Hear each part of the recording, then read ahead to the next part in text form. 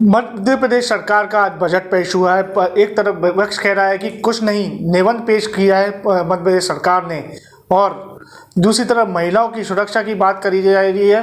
मध्य प्रदेश सरकार कह रही है कि हम हर जिले में महिला थाने खोलेंगे। इस बीच हमारे साथ अलका श्रीवास्तव जी मौजूद है, वो महिला हैं, उनसे हम जानेंगे किस तरीके से मध्य प्रदेश सरकार का बजट देखती हैं।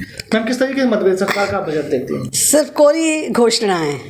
और मैं तो कहूँगी कि आज आरती उतारी थी देवड़ा साहब की उनकी पत्नी ने घर से, और यही सोचा होगा कि आप इतना अच्छा बजट लाएं, क्योंकि वो एक महिला हैं और वो टीस जानती हैं कि महिलाओं की टीस क्या है और उनके दुख क्या है।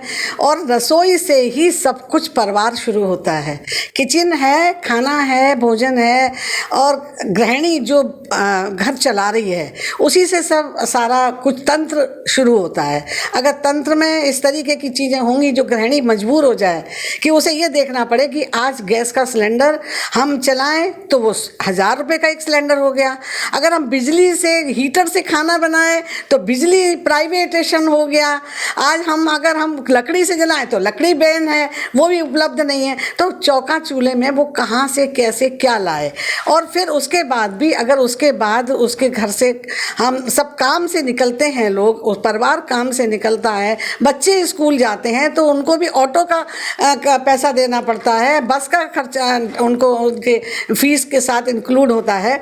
तो ये सारी चीज़ें जब बढ़ेंगी, जब पेट्रोल बढ़ेगा, डीजल बढ़ेगा, तो ये सारे खर्चे भी किसके ऊपर आएंगे? गृहिणी के ऊपर। क्योंकि आज बस का किराया भी बढ़ जाएगा, ऑटो का खर्चा भी बढ़ जाएगा, क्योंकि वो लोग कहेंगे साहब पेट्रोल ही इतना महंगा हो गया है तो हम कैसे, आप तो पैसे बढ़ाइए।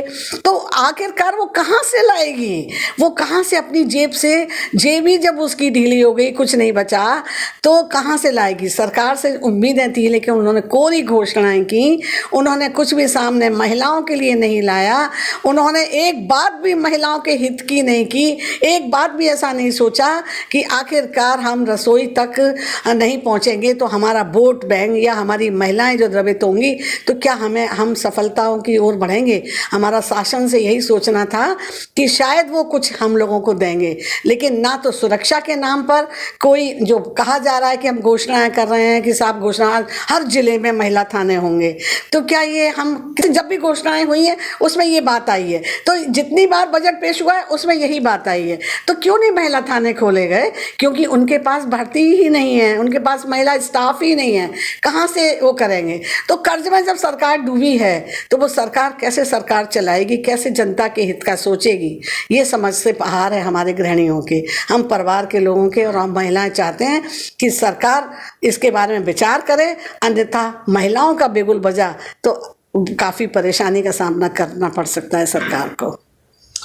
मैडम का कहना ये था कि महिलाओं के बारे में सोचें और महिलाओं की किचन के बारे में सोचें, क्योंकि महंगाई का असर हमारी किचन पे आता है। ग्वालियर से पंजाब केसरी के लिए अंकुर जैन की रिपोर्ट।